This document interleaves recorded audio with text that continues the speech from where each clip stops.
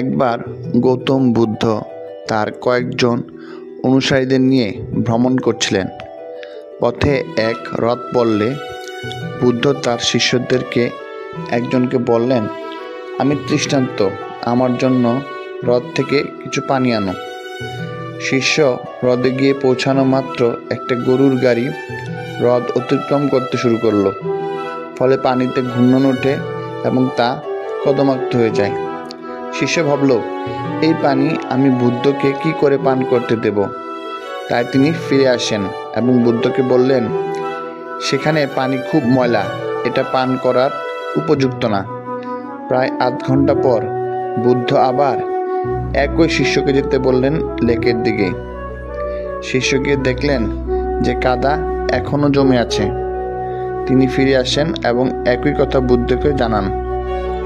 কিছুক্ষণ পরে আবার বুদ্ধ শিষ্যকে পানি আনতে যেতে বললেন। এই সময় শিষ্য দেখল কাদা স্থির হয়ে গেছে এবং জল পরিষ্কার।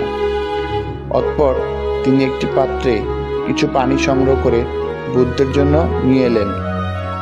বুদ্ধ পানির দিকে তাকিয়ে শিষ্যকে বললেন, দেখো, এই জল পরিষ্কার করার জন্য তুমি কি করেছ?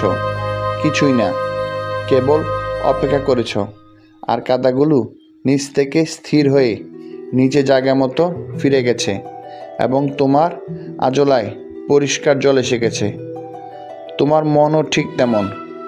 যখন এটি অস্থির, অশান্ত, বিক্ষুব্ধ হবে, তখন শুধু মনকে একটু সময় দেবে, এটা নিজে থেকে স্থির হবে।